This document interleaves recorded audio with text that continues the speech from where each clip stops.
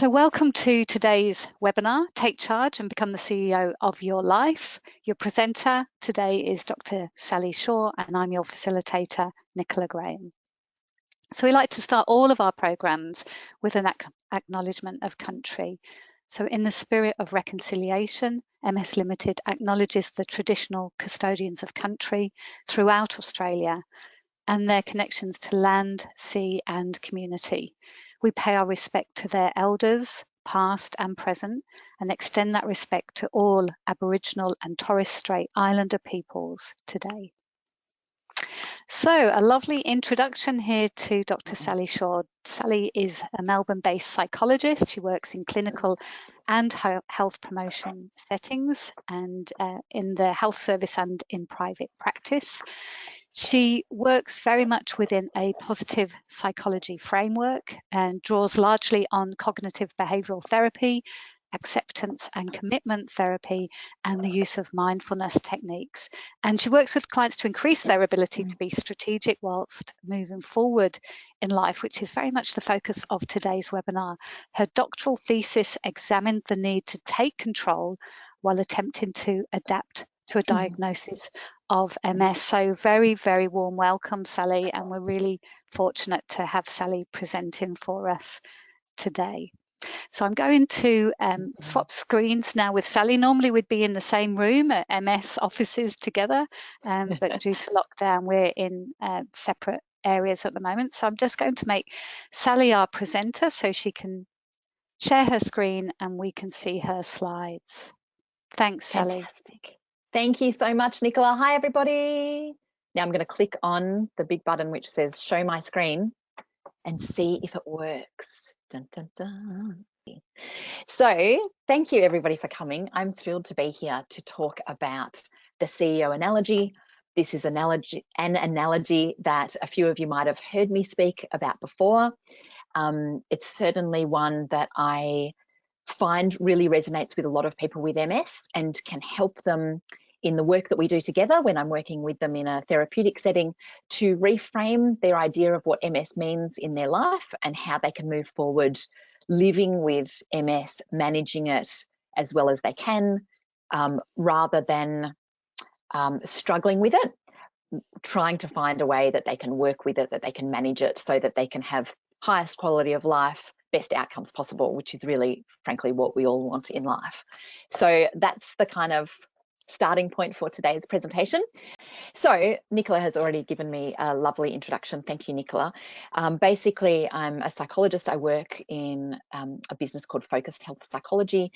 I was diagnosed with MS in 2001, which brought me into this space of chronic health conditions and an interest in working with other people with MS. I really didn't know very much about MS at all. Really, when I was diagnosed, I knew that Betty Cuthbert had MS. You know, I knew about the MS readathon, and I thought that I knew that everybody with MS quickly entered the world of using a wheelchair. I really thought that that's, you know, MS meant wheelchair. And so when I had very minor symptoms to begin with, it was mostly a bit of tingling, a bit of pins and needles, a little bit of what I describe as dullness. So I didn't really feel numb. You know, a lot of people say, oh, was there numbness? Not really. I just, you know, when the doctor would do funny little tests on my legs, I just knew that I couldn't feel it that well and that it was a little bit blur. So it was a strange set of symptoms that led me to seek some medical advice around that, which then took me to a neurologist and an MRI. The MRI had a little note on it that queried demyelination. And I thought, oh, I think I know that word. I might look that up in a textbook because, of course, 2001 was prior to Google. That makes me feel very old. But prior to Google, we had textbooks and libraries. And in fact, on the day I was diagnosed with MS, I went straight to the MS Society, which was then in Toorak. They were just about to move to Blackburn. So I went to Toorak and had a chat to the librarian there who gave me some fantastic information. But certainly the amount of information that I received on that day pales in comparison to what people receive on the day they're diagnosed now, because what people can access through Google is tremendous. And not only in terms of the information they can receive, but also the chat, the experience of others. And that's, I think, something that was a huge void for me. When I was diagnosed with MS, I felt very, very by myself because I had all the information and I had a doctor's take on it and all the pamphlets about the medication, but I didn't have anywhere really that I could just chat to other people with MS about this new diagnosis, nor could I be a passive recipient of other people's stories like we can be now in Facebook groups, or if we go online and look at some blogs. So that was something that was really missing for me in my experience.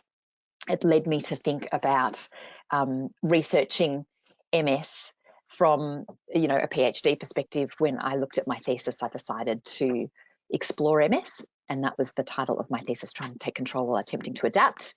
I looked at how people with MS coped in the first 12 months, and I was really hopeful that they would be able to give me all the strategies I needed to put into a pamphlet so I could distribute the pamphlets to neurologists, so neurologists could hand the pamphlet to the newly diagnosed person and say, follow these steps and you will cope fine.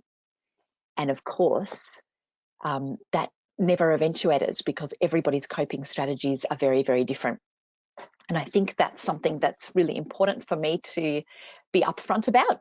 There's no one size fits all for people with MS. And as people with MS listening to this webinar, I'm sure you probably agree. If you've spoken to other people with MS who say, oh, the best thing I ever did was tell all my family about my MS and they were so supportive and they helped me cope really, really well, that's one person's experience. But you might find that telling people was not particularly helpful. You might find that it actually made you feel a little more vulnerable or a little less supported if you're telling people and then not providing support in the way that you would feel it. That can be really confronting. So what I realized, and through my work in working with people with MS for the last decade or so, more than that, is that everybody is very, very different. Their needs are different, their coping strategies are different. And really, as a psychologist, it's my job to help my clients find their coping skills and strategies and enhance them, identify them, bring them to the front, and help them shape their experience and how that can be better. I can talk all day. Let's change slide. Okay. Oh, hang on. There we go. So what do we know about people that are living with chronic health conditions, particularly, the big word that's used in MS quite a lot, the degenerative disease words? They're big ones. And so what do we know about people that are living with neurological diseases, chronic health conditions? We know that there is an overwhelming sense of a lack of control for most. I shouldn't say for all, but the vast majority will have moments where they feel like this is out of their control now. How do they control an incurable disease? Often I will hear people saying things like, I just don't have control over anything anymore. I thought I knew where my life was headed, but now that I have MS, I have no idea what's coming. And often I hear from people that say, well, what's the point? I can't plan anything now.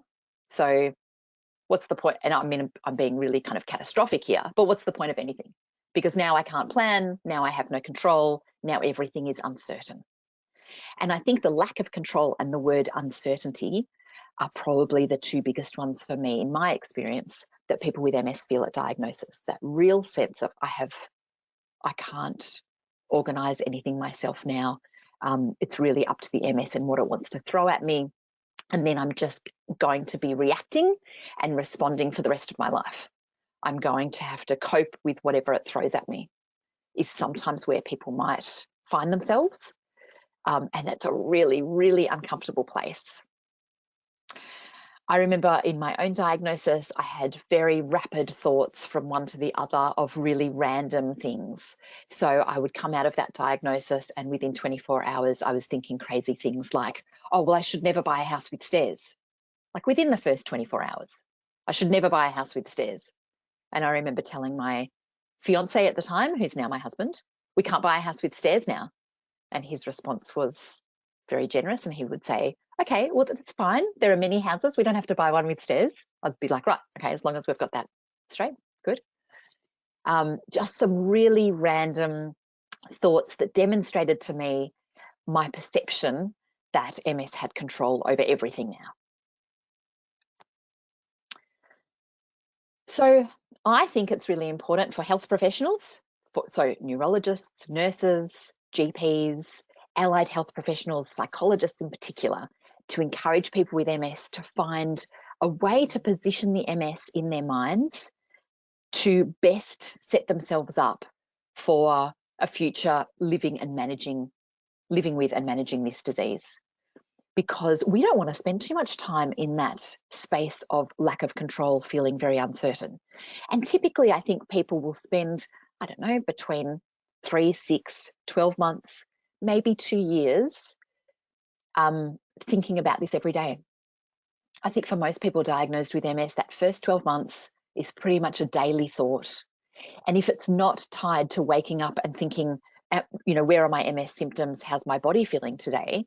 It might be every time you take a medication that you are reminded, oh, that's right, I have to take this tablet, or I have to make my infusion booking, or I have to do an injection back in the day, and still some people now, that reminds them constantly that that's right, I have MS, and that's a big deal.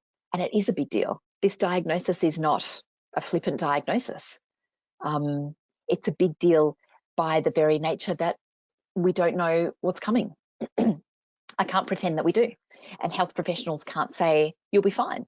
Because as much as they can give you the statistics about the research that says if you get on treatment early and if you engage in some great health promoting behaviours, then we're getting more and more promising research that people with MS might be fine, they can't say yet that people with MS will be fine.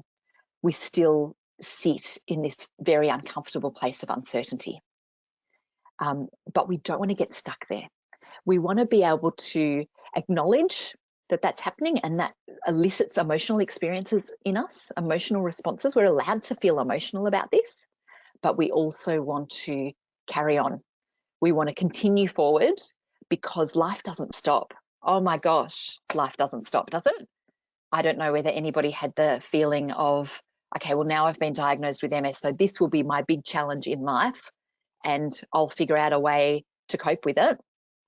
And then you think that will be it. And it's not, because life continues to happen, and you continue to have financial stress or relationship stress, or you're worried about others who might be going through health crises or health complications. You're worried about things that are happening for your children, or whether you should have children. You're worried about your beautiful fur babies and your employment. There are so many other things that come up in life that will continue to be challenges. So as much as I think many of us were diagnosed with MS and just thought, okay, well, all I've got to do is get my head around this and then I'll be okay, we soon realize after, easily a few months or a few years that life is much more than having MS. So that makes it even more important for us to figure out a way to position MS in our thinking so that we can continue to move forward in life. I hope I'm making sense. Please feel free, I should say here, Nicola, shouldn't I? Please feel free to jot in comments and questions. And Nicola is such an expert in webinars that she will be reading your comments and questions, and then she will actually be able to interrupt me, even though you think I can keep talking for the whole hour. Nicola will know just when to just get in there and stop me from talking so that she can reflect back some comments or questions. Is that right, Nicola? Well, we have had a few comments as you've been speaking, Sally. So rapidly. yeah, people have been, and I'm conscious of people's confidentiality, so I won't use names at all. But people saying I still struggle to deal with not being able to make plans, and I've just finished work, so I couldn't keep up physically. My marriage broke down after my diagnosis. So comments, some comments have been coming through like that, concurring, Sally, with the lack of control. Yes, and how interesting that people can reflect and say that other big life events happen at the same time or kind of in parallel with the MS that have nothing to do with the MS. And sometimes it feels like it has everything to do with MS, and it might in fact be caused by your diagnosis of MS. Employment relationship concerns are great examples where, as much as we'd like to say, oh, who cares, I've got MS, but I can still beat it, I can still win, I can still do anything I want to. Sometimes that's actually not the healthiest way to view this, because sometimes things change because of MS. That's what we all dread, but of course that's the reality of it. So it's really important for us to be able to figure out a way to cope with that so that we can manage the ramifications of that, but also we can best manage things like employment concerns, relationship difficulties. It doesn't mean that we can fix them all, but we need to be figuring out a way to best manage them. And that's, I guess, that last dot point. We can't get over it. I'm not a big fan of the use of the words, we should work hard to overcome MS, or we can beat it. We can pretend we don't have it, is pretty much how I kind of feel those words lead us down into that path of, let's just say la, la, la, and it's fine. And it bothers me because this is an incurable disease. And as much as we can try to be as healthy and as well as we can, and we should try, sometimes this disease will provide challenges that we can't control. So I don't want our aim to be, well, let's just get over the fact that we were diagnosed with MS. But in fact, I would rather us acknowledge that we have it, kind of own it, not be a victim to it, but we need to learn how to carry it and how to manage it. And we often talk about self-management of chronic health conditions. I'm a big believer in figuring out, what does that mean? I think a lot of people, it's a bit like resilience. We talk about self-management, we talk about resilience, but when push comes to shove, a lot of people don't actually know what those words mean when applied to their life and the control they have over them. So resilience, for example, has a million different threads to it. And it's not just about saying, oh, I'm resilient, I'll get back up and keep going. It's about learning how to practice the skills you need to demonstrate resilience. Like similarly, we can look at self-management of a chronic health condition, and it sounds so good, but what does it actually mean for the person with the chronic health condition? What does self-management tools look like? And how can health professionals, psychologists, allied health, GPs, neurologists, and the rest, support people to figure out what self-management means, to get their head around it, and to practice the bits that need to be done in order to effectively self-manage a condition? Part of that, I think, comes via the CEO analogy, which is what we're talking about today, if I'll ever stop talking about the introduction. Here we go. So before a diagnosis of MS, we're just living our lives, aren't we? And I hope that we're all just living our best lives. We're doing a bit of YOLO, which is you only live once. I think my son would be cringing if he could hear me. YOLO, mum, stop saying those words. You shouldn't be saying those. But anyway, we're trying to live our best lives before we're diagnosed with MS. And we think we've got it down. Like, we think we know who we are. We think we know what the future will hold. Even if we've never spent any time thinking about it, we have all these assumptions that are unspoken. We don't ever assume that we're going to have disability in our life. Why would you ever assume that? So you don't even think about it. You picture a future that is absolutely free of disability. Now, I'm being really general. Some of you might have role models in your lives that would mean that you have questioned whether disability comes along in life. But for the vast majority, we think we're protected from all of the bad things until the bad things happen. And by bad things, which is very judgmental language, I'm talking about a diagnosis of MS that can really just pull the rug out from under us. And we are faced with this uncertainty of, what is there that I can control now? What is it that I want to achieve? What are my objectives?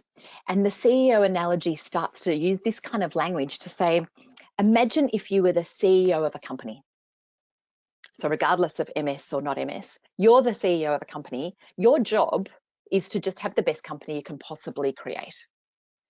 And the way you will know it's the best company you can possibly create is just entirely by your standards, your measures, what you want to achieve, not by anybody else's thoughts of what it should be, but yours. So just like a CEO will look at their company and say, how can I make this the best company possible? I want people with MS to start thinking about their lives as a company. How can I make this company the best company possible? If I was the CEO of my life, I would take a bit of ownership. I would try to be a bit objective. I would try to be super strategic, because the CEO doesn't just turn up each day and have a mission statement like this, which is, I just want to have a nice day every day.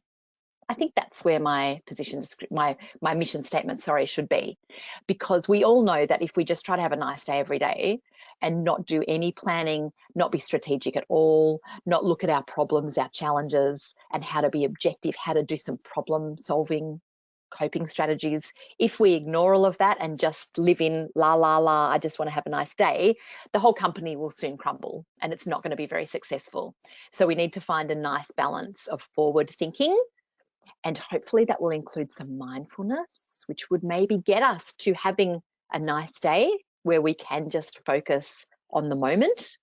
But I think to truly live in the moment and enjoy that space, we also need to have the bigger picture sorted a little, have a little bit of an idea of where we're headed.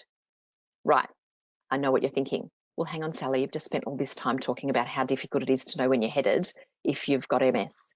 So now you're just confusing us. Maybe you might be saying that. So a client of mine said that when I started this idea about the CEO analogy, it was because a client of mine was super stuck. All she kept saying was, what's the point of anything now? I've got MS. I can't plan anything. I can never do what I want to do. There is no point. And it's really important for psychologists to be able to sit with people in that space, because that is entirely valid for a portion of time, to have that moment where everything is hopeless and awful and you're allowed to cry and you're allowed to be really annoyed.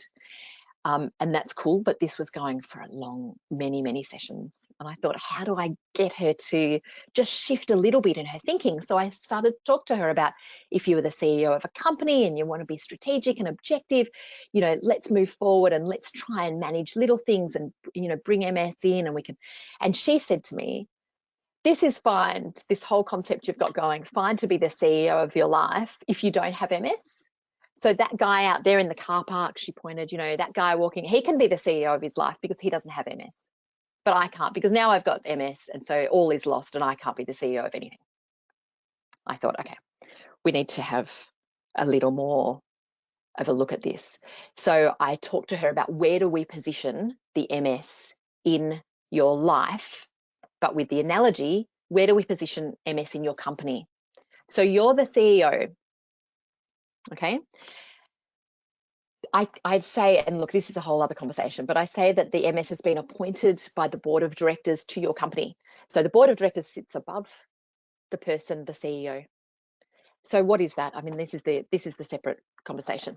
Is the board of directors attached to a God? Has God said that it's okay for you to have MS? Has it come that way? Is it a combination of genetics and vitamin D and all the things that we are only just starting to learn about now? Why you have MS, we don't know. So I'm not claiming to know why you have MS. A neurologist who I respect greatly, you might have heard of him, Helmut Bootskoven, once said years and years ago, he said at a conference, we used to just say we don't know why some people have MS and why some people don't. And he said, now actually we think we know why some people have MS, but the answer is so complicated, because it's this and this and this, and it's this gene that's been turned on and this gene. It's a plethora of reasons why some people have MS and some people don't. It's not one thing. It's complicated. We don't know why you've got it, but it's been put into your company. So it's like the board of directors have said, Sally, we're going to put MS in your company. Do whatever you want with it, but it's not going anywhere. So as the CEO, I have to recognize the board of directors have not said that MS is my boss.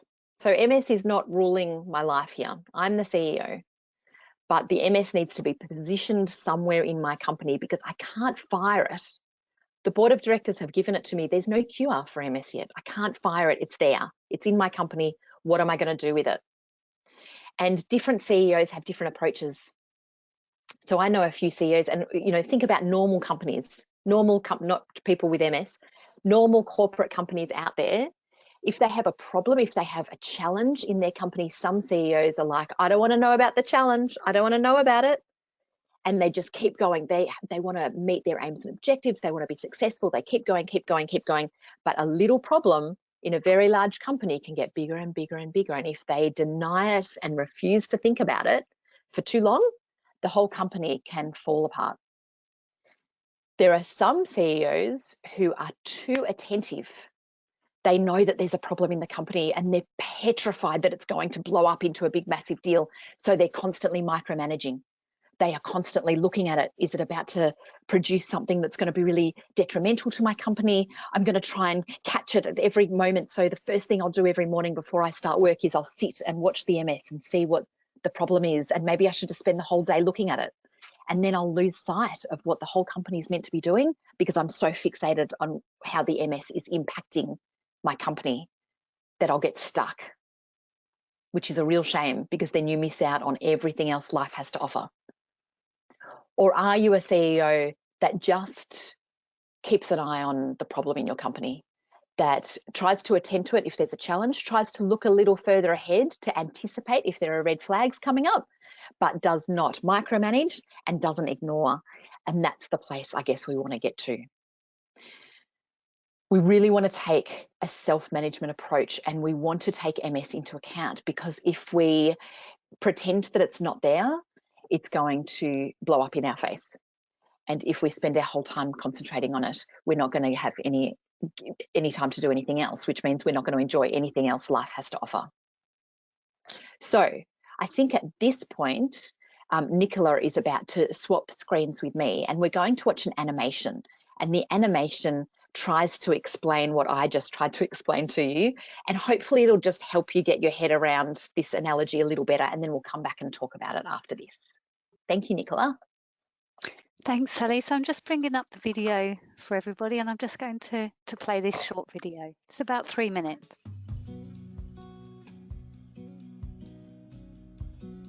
Let's imagine that your life is a company and that you're the CEO of that company. Your job is to ensure that the company is strategic, objective, and achieves wonderful things, just like we all want to as we live our lives. But when you're diagnosed with multiple sclerosis, you need to find the right psychological approach to live well with MS, and that can be really hard. How could a CEO manage something that they didn't want in their company? We don't know the exact cause of MS yet, but you've got it, and you can't get rid of it. So, it's important to recognise that MS is not your boss, because you're in charge, you are the CEO. But you also can't fire MS because we don't have a cure yet. As the CEO, we need to get our heads around MS and position it somewhere in our thinking so we can get on with life. We can't pretend it's not there, but we also can't let it rule our lives. Now remember, you're the CEO of your life. You're sitting in the penthouse. Let's put MS on the second floor. Give MS what it wants to keep it contained. Then you, the CEO, can get back on top and continue to run your company. Some CEOs may find it hard to leave MS's office, wanting to monitor it 24/7. But because life should be about much more than MS, this is problematic when trying to run a company. It can cause negative consequences to your relationships and aspirations. Other CEOs might try to ignore the MS. If there's a problem, they don't want to know about it or do anything in response. This is not a strategic move for a CEO of an organisation. So it's important to think about your style of leadership and how you're going to view and manage the MS in your life. Pay attention and notice if anything changes in your MS. Are there new symptoms showing up? Have things got a bit harder? Don't ignore them. If the answer is yes, then you can quickly act. Attend to your health and get back on top before you go on with other business. Having MS is hard. It is another thing to manage in your life. But remember, you are the CEO. So you need to be proactive and strategic in handling the challenges that MS can bring, so that you can live well with MS. Because at the end of the day, whether you have MS or not, you want a life that is strategic, objective, and achieves wonderful things. So, go get your head around MS and be the CEO of your life. Great. And Sally, So some lovely comments from our attendees just saying thank you for sharing your story and how powerful it is, and that sense that you really understand what's happening. Oh, thanks, Nicola, and thank you, everyone. I think it's a very unique experience, isn't it? Is that how we should term it? It's very unique to be diagnosed with MS, and I think that the people in our lives do such a good job, most of them, I hope, do such a good job of trying to empathise and understand, and they really try to support us, I hope, in the best way that they can. Sometimes there are just some really unique parts of a diagnosis of MS that other people who haven't been there just can't grasp. But you know what? I also say that there are some parts of being a partner of somebody with MS that I have no idea about, because I think it would be just as life-changing to be the partner of somebody who has been diagnosed with MS as to be the person with MS themselves. Very, very different, but still a moment. And I think that we should all be quite cognizant of that, that we should recognize that it's not easy for other people to hear news like this, because if they love us very much, it's hard for them to cope with this news as well sometimes. Now I'm just trying to get my face off my screen so that I can see the slides. There we are. Okay, so let's have a look at that animation, and I hope the animation was okay. It's a little bit cheesy in parts. You can do it at the end, you know, and she gets right into it. I love the bit as I'm watching it now where it says just put MS on the second floor, kind of position it where you can see it, but not where you're right up close to it all the time, where you can give it a bit of space. It's nice to be able to not think about it all the time. But the animation says, give the MS what it needs to stay contained in the second floor office. And you see it get like a coffee and a computer, but then also a bathroom. So I thought that was quite funny and a bit ironic that maybe the MS might need a bathroom a little bit more than others now. Anyway, you are the CEO. Let's have a look at the next slide. Because as the CEO, not only do I encourage people to figure out where they've got to position MS in their life to have the best shot at that self-management approach, if they know where it is, but they're not too over, and they're not. But also, what is your style of leadership? If your life is your company and you're the CEO, how are you going to manage this? How are you going to lead the important people in your life? Now, the board of directors have given you MS. MS is in your life. So as the CEO, one of the most important things you can do is recruit and employ top-level executives. And the top-level executives need to, not all of them, but some of them need to be recruited because you have MS in your life. So sometimes I speak to people and I say, who's your neurologist? And they give me the name of a neurologist who I've not heard of before. Now, that can happen sometimes in the world of MS. There can be new fantastic neurologists who come into the space that I haven't heard of, but mostly I know most of them. Like Nicola, we're familiar with the MS specialist neurologists. And sometimes somebody will say a name I've never heard of, and they say, oh yes, this neurologist is fantastic. He is the world leading expert in stroke. And I think, but you haven't had a stroke, you have MS. Why have you employed a neurologist with expertise in stroke when you could employ a neurologist with expertise in MS? So I talk to people about, let's remember that as the CEO, you're employing your neurologist, your GP, you're employing your accountant, you're employing sometimes the school that your children go to, you're employing lots and lots of people in your life, MS related and not. But if it has any bearing, if this person's position has any bearing on the management of your MS, I want you to be employing the best people possible.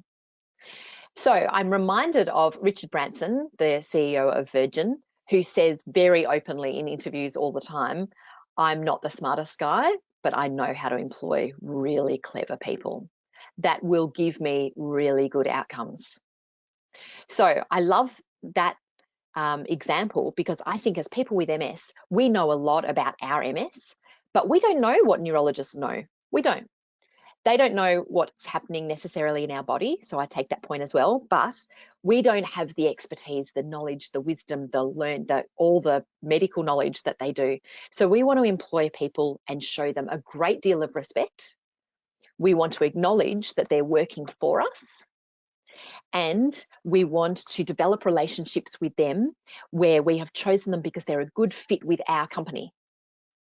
There are some neurologists out there who are brilliant, but will give you one-word answers. There are some people with MS out there who love one-word answers. They love it. They know their neurologist has their back. They know the neurologist will prescribe them very good medication, and they are not after a chat with the neurologist, so they are perfect together. There are other people with MS who love to feel the rapport. They love the human interaction with the neurologist as well as the expertise. Some neurologists have warm and fuzzy sides. I don't know, do they? Some, maybe.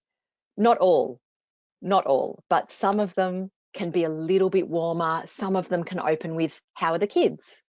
Or how's the business going? Rather than, well, I have your MRI results here. So what I'm saying, and what I hope you're hearing, is that different neurologists, different personalities, different experts, different companies, you should be employing the person that not only has the MS expertise as your neurologist, but also they fit well with your company and their behavior in meetings is appropriate for yours. So this dot point is an important one. I think it's important, if you're the CEO, whatever meeting you go into, and I'm picking on neurologists, but if you go into a meeting with your neurologist, you're the CEO. Where is your agenda? I hope you've got one. I hope that you go into the meeting with the neurologist with, hello, I'm really thrilled to be meeting with you today. I don't know if you ever say that to a neurologist. Are we ever that excited? But you might say, I know that you have some MRI results to share with me, and I'm looking forward to hearing about those. But I also have 4 things that I want to cover today. And they might be things like pain management, it's a big one. Might be something like you've heard of a new drug trial that you want to ask the neurologist about. It might be that you're wondering if you can lower the dose of a particular medication, maybe for continence issues or antidepressants that you might be on. You want to have a chat about those. You might want to talk about the experience you had in the MRI last time. There could be a range of things that you want to talk to your employee, your neurologist, who you respect tremendously, but who is still working for you. You might have many things to talk to them about. I suggest you put 4 dots on a page. I want to show you, I'll show you the back of my PowerPoint slides. 1, 2, 3, 4. I can't see myself, so I hope that's in shot. And you photocopy that page and you give a copy to the neurologist when you walk in. And you say, these are the 4 points that I want to cover in this meeting. You might have things you want to cover with me. I just wanted you to see what I would like to discuss, because the benefit of this is that the neurologist can look down and they can, and they're really quick, they can look down and they can say internally, that'll take me 1 minute, that'll take me 30 seconds, that'll be a 5-minute conversation. Pain management, that's going to be 10 minutes. And as soon as they see that, they know how much time to spend talking to you about the weather and how much time they need to spend talking to you about things that matter to you. So as the CEO, I want to empower you to summon all of your self-management strategies and get the most you can out of any appointment with health professionals, because this can be a bit of a game changer. Remembering that they are the expert and they're working for you, but they also work for maybe 500 other people with MS. So it's your responsibility to bring the agenda items with you so that you get the most out of your meeting, because they're seeing 15 other people today. So it's great for you to lead the meeting. Mostly they will appreciate it. I gave this presentation, very similar presentation, to a group of neurologists once, and I was so nervous because I thought that they were just going to be cross with me, actually. But they were appreciative, really appreciative, because really, by and large, they want to do the best thing by you, but they're dealing with 15,000 different personality types of people with MS, and they don't know if you want all the information, zero information, or somewhere in between. So if you can help them, tell them what your informational needs are, they will be able to meet you there, mostly. So I really encourage you to do that. Anyway, I'm kind of gone off on the side a bit. Nicola, do you want to jump in with any comments or questions? We have quite a few comments coming through, so just picking a couple of pertinent ones and one lady has said, well, I got rid of my first neurologist and looked for another one, and I'm really happy with my neurologists. And a few people sharing their stories about how good their treatment is and how they have shopped around and how they've got a great team around them. They love your agenda idea. And I have to make share Debbie's comment, which Please. refers to being the CEO and where you put them on the 3rd floor. And Debbie just said, I'd put the MS in the basement. Yeah. And I responded to her and said, and throw away the key. Yeah. So yeah, Yes. people are sharing lots. That's of right. Good. comments. They're enjoying that analogy. I appreciate that. And in fact, the basement will come up in another example, Deb, because I get that also. The basement can be used for a variety of challenges in life. Great. So when you're thinking about being the CEO, I want to go to this bottom point, the consultants. I would love you to think about it. You don't have to fill this worksheet in, but you've been sent the slides, so you have access to this. I know it's probably pretty small on your A4, but you can just jot down who are your top level executives. And they include, of course, your neurologist and your GP, people that are part of your team. But also, you don't need to put a psychologist as a top level executive. I don't need to be on anybody's staff. I don't need to be seeing anybody every month or every 2 weeks or every week for the rest of their lives. That's not the role of a good psychologist, in my opinion. A psychologist can be one of your many consultants, because as the CEO, there are going to be multiple areas of life that you're not an expert in, because you're an expert in your company. And I want to empower people to realize that there is no shame in saying, I don't have knowledge in a particular area, I'm going to bring on board a consultant, just like a CEO would bring on a consultant for IT, if they needed to set up their IT differently in the workplace, or for occupational health and safety maybe, or for marketing. There are so many reasons a CEO would elicit the support of a consultant, and yet we seem to be quite tentative in doing it in our own lives. If I'm not coping with something, it makes sense for me to find some better coping strategies. And if that's what I want to do, why wouldn't I elicit the support of a consultant like a psychologist, a counsellor, a social worker? There are so many consultants that can fit into your picture here. So the consultant might be a personal trainer, it might be a dietitian. I think often about health related things, but it could also be an accountant. You know, now I'm going to get stuck. It could be a lawyer if you need some legal advice. You know, there is lots of ways we can extend our knowledge to help us better self-manage our lives if we elicit the support of others. So I want you to have a go at that, just jotting them down. And then I want you to have a look at the departments within your company. Okay, so I want you to be really specific about the departments. Health is a ginormous department. And if we're looking at increasing your health status, at increasing the outcomes you get in the health domain, having one dot point on a list somewhere that says health is not getting us anywhere closer to getting better outcomes for you, because we haven't got into the specifics. So that's what I'd want you to do. Here is the first step. Where are your departments? And I've given you some clues. You probably have departments under the health category, under the relationships, under the finances, under the work, under the quality of life. So for example, let's choose work to mix it up a bit.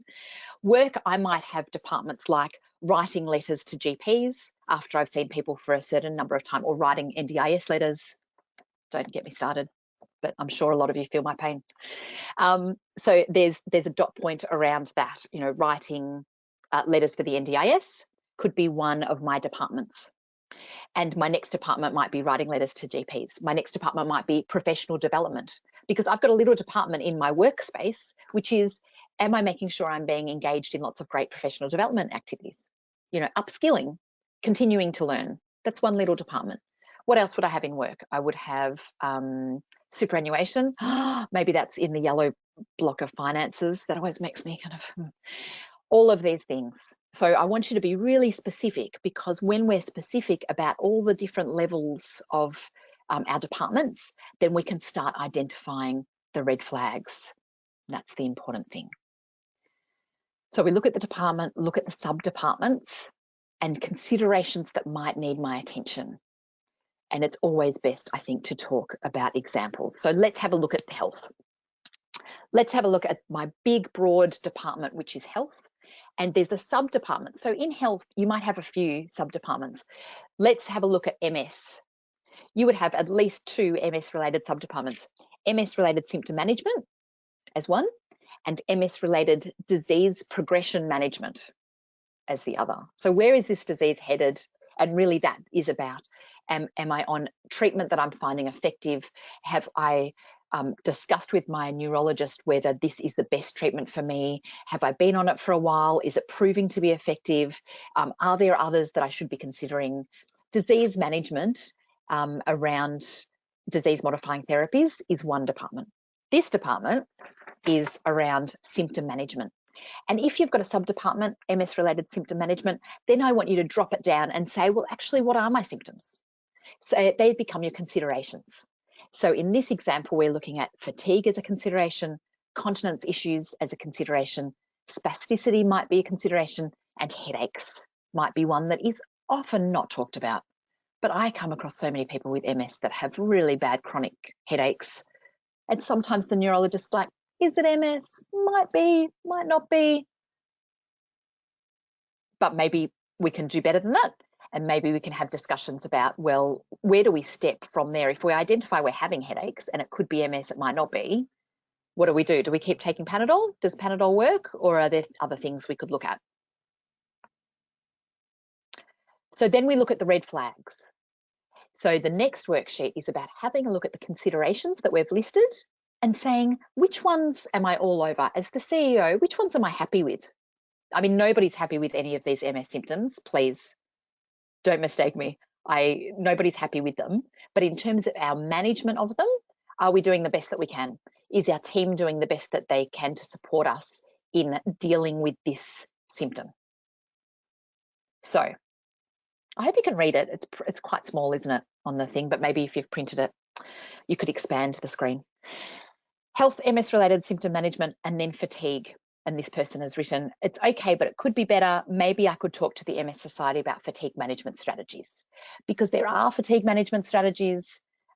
There are some great courses, and maybe Nicola will talk about other services, excuse me, that MSL can provide, but there's a Facets course, which is a course around fatigue management strategies and learning about fatigue management. I'll go back on the point. Continence issues might be a consideration for this person, but they feel like they're being well managed at the moment. Great. So there's no red flag there, but it's good that we've identified where is the load? What are we managing in terms of MS here? And is it good? Is it bad? Does it need our attention? Spasticity, maybe that's becoming more of a problem. Maybe if there's a drug attached, it's not working as well, or we're just noticing some spasticity and we want to have it checked out. So maybe there's a little query. Next time I see the neurologist, I'm going to have a quick chat. I'll put it as one of my 4 agenda items. I've noticed some spasticity. And if you're anything like me, you might have MS symptoms that are terrible for a week, or, you know, they kind of come in and out a bit for a week, or when you're really tired and it's not necessarily a relapse, but it's a flare up of symptoms. But by the time you're in the neurologist's office, you've been really well for a few weeks and they say, how are you? And you go, yeah, I'm doing all right. I don't really have anything to report. And sometimes we forget that we had a week or 2 where things were actually pretty hairy.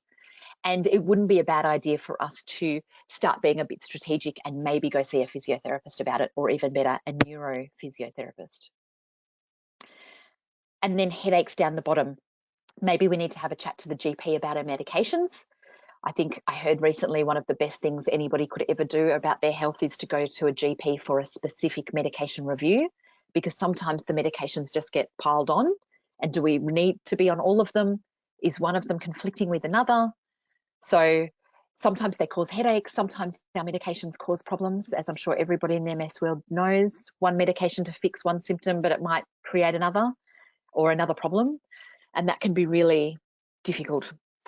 And maybe headaches might need a bit of stress management attached to them as well. So the little post-it notes say, here are the red flags: fatigue, spasticity, headaches, and identifying them helps us take strategies or strategic action to ensure we are doing all we can. You can see me reading them, and enlisting the support we need. So basically, jotting these things down helps us to identify the very small areas that we might have some control over. And I love that realization. because we don't have control over the big, broad MS and what does it mean in our life. But often we can find little steps that we have control over. And that can be a game changer, both in the way we view our MS and in our long-term outcomes. It's a lot of work. It is a lot of work, but it's worth it, I think, to sit down and really think through some of these issues, to take some strategic action. Oh, look at the time, Nicola. So I'm just going to use a very quick example because Deb brought up the basement before. A red flag example for me when I was putting this thing together years and years ago was exercise. As the CEO, I knew that exercise was a fantastic thing to do. And so I would write a policy. Now, this is just in my mind. I don't expect you to go and write policy documents.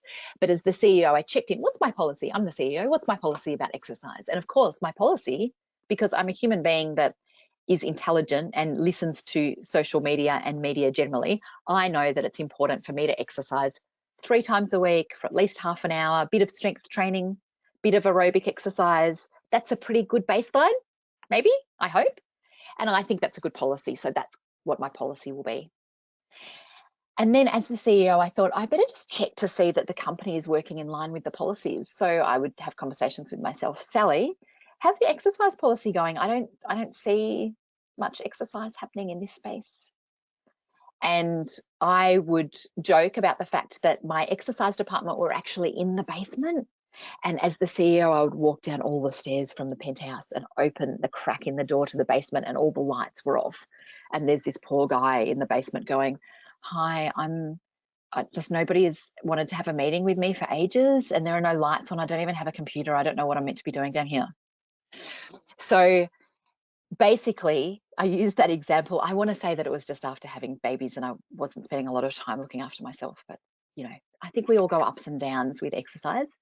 So I had to have the hard conversation with myself as the CEO and say, what do I want to do about this? Because the buck stops with me.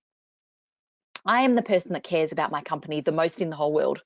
I have people in my life that love me very much, but they're running their own companies.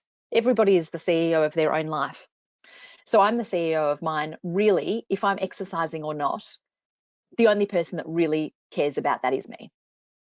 So what do I want to do? Do I want to rewrite my policy? Because I can write a great policy about exercise that says Sally wants to when her kids were very small, put the kids to bed by 7 o'clock, finish her dinner, and then sit on the couch and watch MasterChef and eat ice cream straight from the tub. Now that could be my exercise policy if I wanted to write it. I'm the CEO. But I think you and I both know that that's actually not a very good, effective exercise policy. So the alternative is for the CEO to have a good hard look at the policy and say, maybe I need to prioritize adherence to the policy that I have written, because I know it's a good policy and it will keep my company strong and healthy and give me the best chance to achieve all my outcomes, all of my fantastic aspirations. And so that's what I would encourage you to do. Have a look at the policy attached to all of these departments and say, I can change the policy if I want, but if I'm going to change the policy to something less than ideal, I have to own it. I'm the CEO. And so I would encourage you to then actually try to step forward into a space of what we call problem-focused coping and get on top of the policies.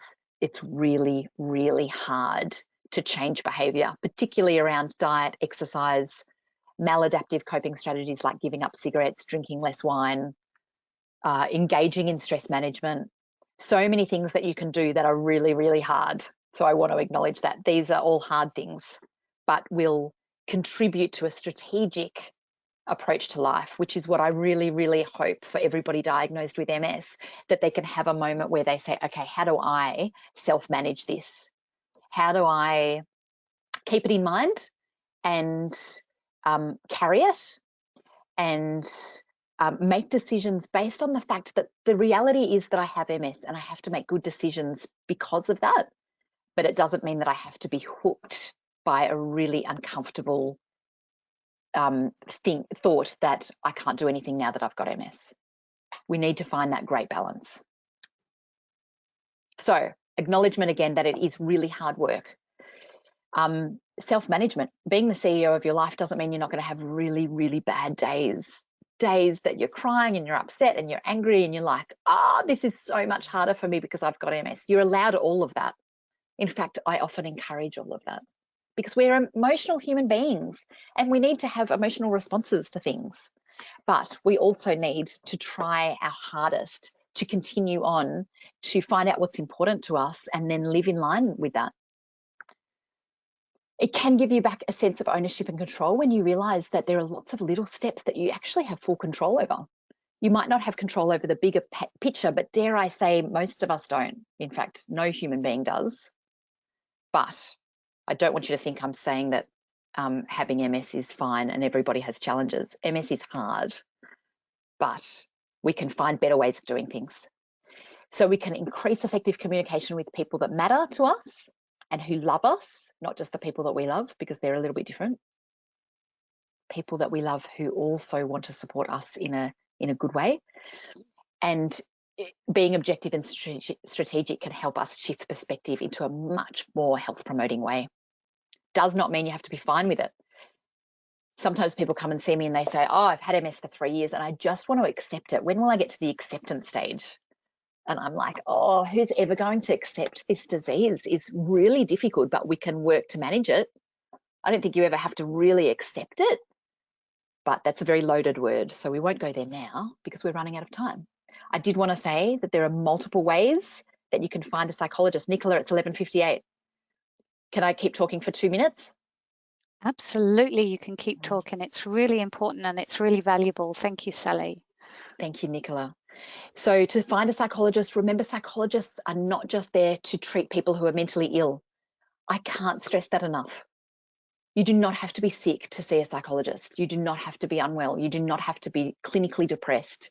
You do not have to be highly anxious to see a psychologist. You might want to see a psychologist just to get your thoughts out, to get a little bit of clarity around some particular challenges or just what you want to do next in life. And they can be tremendously helpful. So you can talk to your GP. They might have a few psychologists that they can refer to. You can call MS Connect. They're such a valuable resource for so many reasons. Word of mouth is a big one. Do you know of people that have seen psychologists who say, yeah, she was pretty good, or he was really great. He gave me some great strategies. Great, just secretly try to figure out who they are and give them a call and then talk to them. It's really important for you to have a chat to the psychologist before that first session. Don't accept the first session without talking to them, in my opinion, because then you are paying them a huge amount of money for an interview. And I don't think that's appropriate. I think you should at least get a 5-minute, 10-minute phone call with that psychologist to suss them out. Because you'll be able to tell, is this person do they get me? Do I get them? Do we speak the same language? Or do they sound really different to me? And if they sound a bit like, I don't think they get it, don't go and see them. Don't go and see them. Keep making the phone calls and find one that you think, I reckon I'd fit well with them. I reckon they get it, or they might be able to work with me. You want somebody to work with you. You don't want somebody to sit there, judge you, and give you a diagnosis. That's not what psychology should be about mostly. Not for a group of people who have been diagnosed with a chronic health condition who are not mentally ill. It's a whole different ballgame for people with MS to find a good psychologist to work with. Okay.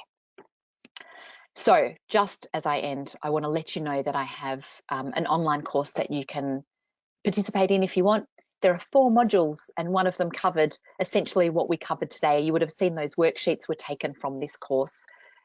So there are 4 modules, but basically it's been designed because I thought when I was diagnosed with MS, the neurologist gave me pamphlets on the medication and I had textbooks, but now of course people have Google. So they get information about the drugs and they get a world of information about what MS looks like. But I think the big hole in the market was that nobody told me how I was meant to cope with this.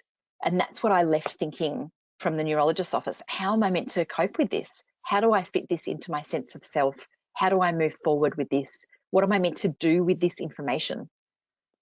So this course attempts to help in that space. I won't read through all of those dot points. It wants to help you gain this. The 4 modules are about self-identity. They're about self-management through the CEO analogy. They're about stress management. And their last one, or the last one is about stress management. The third one is about communicating about your MS with the people you love, which is very different to communicating about your MS to the person in the car park who wants to talk about your disabled sticker. It's different. It's not about communicating your MS to your employer. It's different. There are so many different areas about communication, but I chose this one because I think it's really important to get right from the get-go. How do you talk about your MS to the people that you love? Because telling them you're fine is not a good strategy, and complaining about MS all the time is not a good strategy. So that is also what I'm quite passionate about. Anyway, and so that's it. So I want to thank you so much, and please feel free to email me if you've got any questions about anything. And also you can have a look at that course if you like. It is funded by the NDIS, I'm really pleased to say. So if you head to that website, you'll see how you can click through to get information about how the NDIS can pay for it, or you can access it yourself. It is $197 to do that 4-hour online course at a time that's convenient for you. But certainly let me know if you have any questions about it. Nicola, I can send it back to you for any questions. Lovely. Sally, thank you. We've had lots and lots of chat and comments happening whilst you've been talking, and sort of joined together. People have just said, thanks, Sally, for the permission to feel, for your empowering message, for the sense of can do. A couple of people have asked if you do telehealth consults because they're in remote areas or regional. Yes, I'm thrilled to say that the business does. So Focused Health Psychology is more than just me. So we do have capacity to take people through NDIS, through mental health care plans, and both are available through telehealth at this stage. And we're very, very hopeful that the government will allow that to happen now forever. But they still love making an announcement every 3 months just to keep us on our toes. But at the moment, yes, we can. And we do everything. I'm not in an office at all at the moment. We do everything on Zoom. If you can't stomach Zoom, or if the connection to your region is not great, we can do telephone as well. So please drop me a line if you want to engage with another psychologist. Unfortunately, I'm at full capacity, so I can't take on any new clients at the moment, but I have other people that might be able to help you. And they obviously work in a very similar ethos as yourself, Sally. Yes, absolutely. Right. Similar, they share my passion for what they do. Beautiful. Yeah. And Sally, a kind of interesting question to end on, and I hope you don't mind me asking it, and I need to pull it up again now. So this person is asking, what about, is there a concern around excess positivity? And she's saying tomorrow is a new day, out of touch with reality, look at the bright side, attitudes that get thrown at you, and the people that can only ever point out that there's always someone worse off than you are, and you're very aware of that. What are your thoughts about that? Yes, thank you for raising that, because it's actually known now as, what we call toxic positivity. And it's horrible. And people cop it all the time. Oh, well, think on the bright side. It's terrible, isn't it? Think about what you should be grateful for, or what you have in your life. It could be so much worse. Oh, you're not as bad as my neighbor. Oh, all of these things that can drive us nuts. So yes, there is not really a fine line. It's very different. The world of positive psychology is very, very different to thinking positively. And it's a distinction that needs to be made. So I certainly hope that none of my presentation has come across that way, but there is a lot to be said for developing positive psychology tools, and to be able to think differently, and to be able to recognize that there are ways that we can help ourselves by changing the way we think. But it's not about changing that way of thinking to just thinking positively. I always encourage my clients to aim for optimistic realism, and it is not positive thinking. Optimistic realism affords you both camps. One, to be able to be an emotional human being, and to call it for a difficult day and a hard day, and something that is sad or frustrating, even anger provoking. To be able to do that, as well as simultaneously be a problem-focused coper, and to be able to summons the resources you need to continue to step forward, which might bring some positivity to it, but it doesn't mean you have to live in this persona of everything's fine, I'm going to be fine, there are so many people worse off than me, MS is a walk in the park, because that's not what we're aiming for at all. Thank you so much, Sally. And I think that is a really great distinction to make, and I really appreciate that question coming up. Yes, so I appreciate as I say, yeah, people have really appreciated your permission to allow them to have all the feelings they have, but then to bring in that CEO, and had some really great feedback around how a couple of people have been feeling quite depressed, feel quite empowered to take on this role. So it's really, really lovely. I'm just going to check if there's any one last question come in, just lots of thank yous. Great. Can I make one more comment then, Nicola, while you're just scrolling through, because somebody has raised that point of feeling quite depressed. I want to acknowledge that depression is very high in people with MS, and clinically significant depression can occur, of course. But I also want to acknowledge that it is okay to experience depressive symptoms without being classified or diagnosed as clinically depressed. And it is in fact normal to experience depressive symptoms occasionally. I think that's really important, that we can all be kind to ourselves. You can feel really low for a little while. You can feel sad. You can have days where you're quite teary. You can feel depressive symptoms, and often people want to jump to, well, you must be depressed, here's some antidepressants, you must go see someone. I think sometimes as a society, we need to be able to just take a breath and say, isn't it interesting that we're responding to something that's happening in our life that's really challenging? Isn't it interesting that I'm feeling really low at the moment? Now, I don't want to dissuade people from seeking help around that, but I also don't want to put labels on everything. And I want people to understand that it might actually be very normal to feel a bit down sometimes about having MS. I hope that I say that in a way that people can hear. And I think that goes back to your starting slide, Sally, in the bottom point there, which was about coping with and growing bigger to be able to live with, which was great. So thank you so much, Sally. All that years of the psychology work you've done helping people with MS and your own lived experience, I mean, you've got some fantastic information and tools for people, so we really appreciate it. And I just want to finish off, thanks Sally, and just want to finish off very briefly and just reminding you that there is a lot of support that MS Limited can provide for you with the NDIS, which we've touched on today. We've got a specialist helpline service with MS experts and social workers and MS nurse advisors. We can support you to find employment, to stay in employment, in residential care. We've got our education. We've got beautiful peer support program, which is so important as well. So you do not have to face MS alone. There is a lot of support here for you. And we have lots of resources. We've got a great series of podcasts, and Sally's on some of our podcasts. So if you'd like to hear more from Sally, then please tune into our podcast series. We've got the In Touch e-newsletter, lots of webinars and our webinar library, etc. Here's our contact details if you would like to reach out and contact us.